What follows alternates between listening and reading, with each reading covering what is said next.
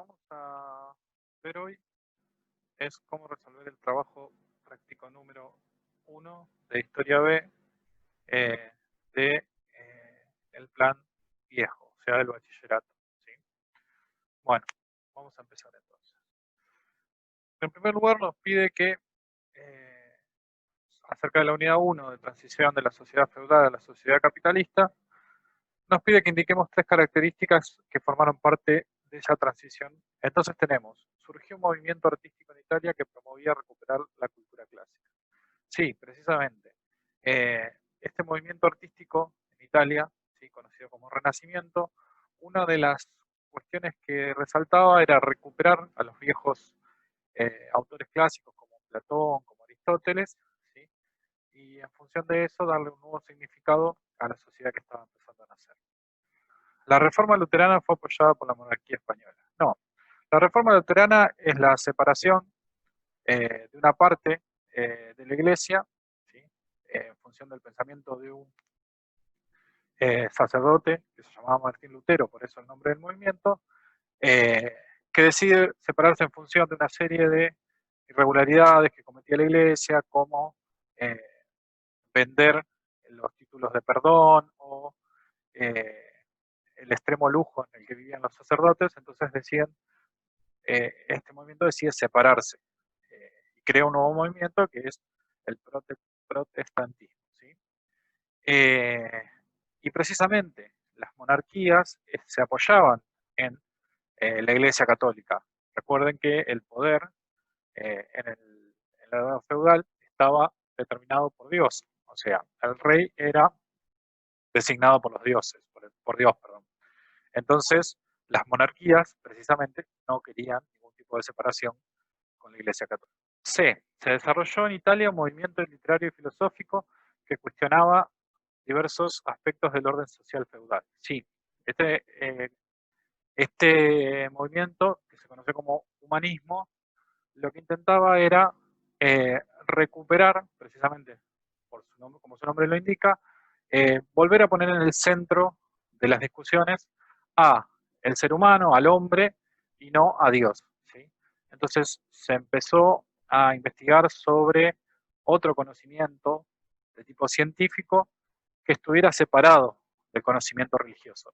Esto no quiere decir que estuvieran en contra de la religión, pero sí que empezaban a marcar que debían ser dos cuestiones separadas, ¿sí? Y que no todo conocimiento debía estar en manos de la iglesia, ¿sí? D. Los reyes se apoyaron en los ejércitos de los señores feudales. Sí, precisamente, los reyes empiezan a concentrar el poder que esos señores feudales por una serie de factores que pueden ver mejor en la página 10 de la guía.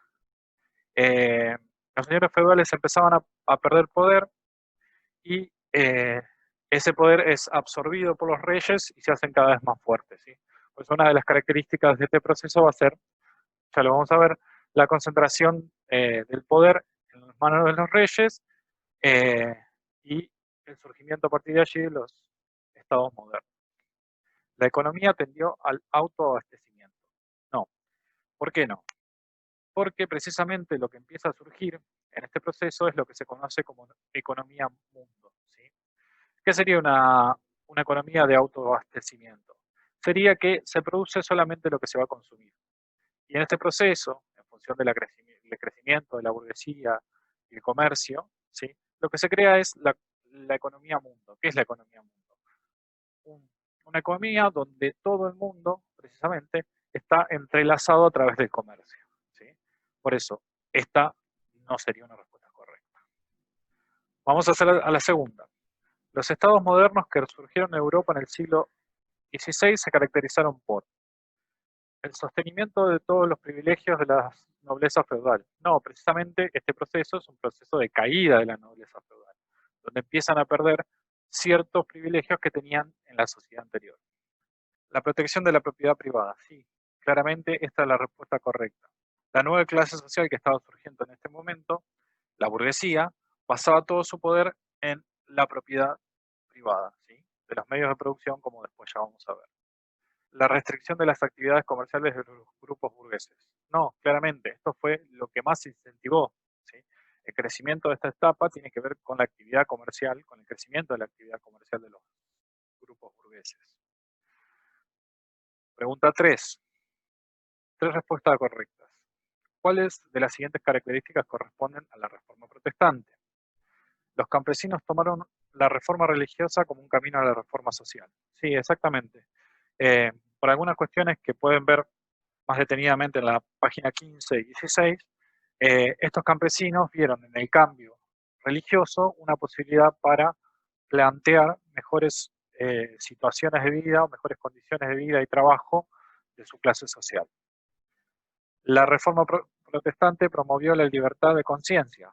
Sí, ¿por qué? Porque recordemos que durante la sociedad feudal la única religión verdadera era el catolicismo o el cristianismo como lo conocemos. ¿Sí? Precisamente al abrir la Reforma Protestante una opción frente a esa Iglesia Católica, si bien seguía estando dentro de la rama del cristianismo, promovió cierta apertura de la libertad de conciencia.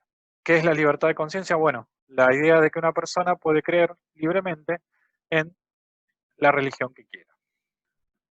Lutero sostuvo que se lograba la salvación del alma mediante la realización de buenas obras. No, precisamente Lutero sostiene que los premios y castigos se reciben en esta vida y que por eso una de las formas de conseguir la salvación religiosa es haciéndose rico, básicamente. ¿Sí? El Concilio de Trento fue una reacción de la Iglesia ante el desafío que planteó el cuestionamiento de Lutero. Sí, precisamente. Un concilio es como una reunión donde se juntan las máximas autoridades de eh, la Iglesia Católica. ¿Sí? Y la idea de esta reunión fue para reforzar la unidad dentro de la Iglesia Católica para impedir que se produjeran nuevos desprendimientos como el de Lutero. El Concilio de Trento logró la unión de la cristiandad. No, precisamente quedan separados entre este movimiento protestante y la Iglesia Católica como tal. 4. Indica la opción que presenta los procesos y acontecimientos en el orden correcto. En este caso, la opción sería la C. ¿Sí? Los turcos toman Constantinopla. ¿Sí? Eso hace que las rutas comerciales tradicionales entre Europa y Asia sean interrumpidas precisamente por el bloqueo que realizaron los turcos de esa zona. ¿Sí? Esto hace que se busquen un nuevo camino hacia esas rutas comerciales que van a terminar en el descubrimiento de América. ¿Sí? A partir de la incorporación de América en esa economía mundial es lo que se forma lo que se conoce como economía mundo. ¿Sí? Unidad 2. Descubrimiento, conquista y organización del espacio colonial. Indica las 3 respuestas correctas. Para explicar el proceso de la conquista española se debe tener en cuenta la organización jerárquica de las sociedades de Mesoamérica y los Andes centrales. Sí, nosotros teníamos en lo que es el actual territorio de América, digamos, 3 grandes civilizaciones. Aztecas y mayas en México y los incas en los Andes centrales. ¿Sí? Precisamente la centralización del poder que había en esas 3 civilizaciones facilitó mucho la conquista española. ¿Por qué?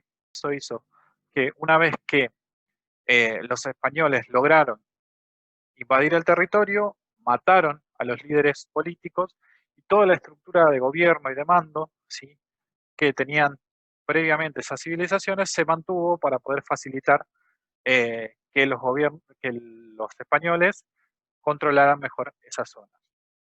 El carácter nómade de los indígenas aztecas e incas. No, precisamente no eran sociedades nómades. ¿Sí? No eran sociedades que se iban moviendo de un lugar a otro, sino que tenían grandes ciudades y estaban establecidos ahí. Eso facilitó la conquista, porque en los casos de los pueblos nómades, como pasó por ejemplo en la Patagonia Argentina, eh, cuando llegaban los españoles a intentar conquistar un pueblo, esas sociedades que no tenían un arraigo fuerte con la tierra, lo que hacían era huir. Simplemente se desplazaban y así evitaban que los conquisten los españoles. Los acuerdos que establecían los españoles con los grupos indígenas descontentos con la autoridad imperial. Sí, azteca dice acá, yo reforzaría más la idea en los incas, ¿sí? Porque ambos imperios eran conquistadores, o sea que lo que hacían era conquistar otros pueblos. Claramente, los pueblos conquistados por esos imperios no estaban muy contentos, ¿sí? Entonces, en más de una ocasión, esos pueblos se unieron con los españoles para combatir a los imperios que los sometían, y los españoles aprovecharon esa rivalidad, ¿sí? Eh, y eso facilitó la conquista en muchos casos. La fuerte unidad política con la que los incas se enfrentaron a los españoles. No, precisamente había en el pueblo inca una disputa entre dos hermanos por quién tenía el poder. Eso también fue aprovechado por los españoles para conquistarlos. Las diferentes concepciones que españoles e indígenas tenían sobre la guerra y el ejercicio del poder. Sí, bueno, acá yo dije que las sociedades incas y aztecas eran imperios y que conquistaban otros territorios, pero se mantenía un respeto bastante grande por esos pueblos conquistados. En cambio, cuando llegaron los españoles, lo que hicieron fue eh, someterlos, les prohibieron sus religiones, les prohibieron su idioma, ¿sí? Le enseñaron la religión católica, ¿sí?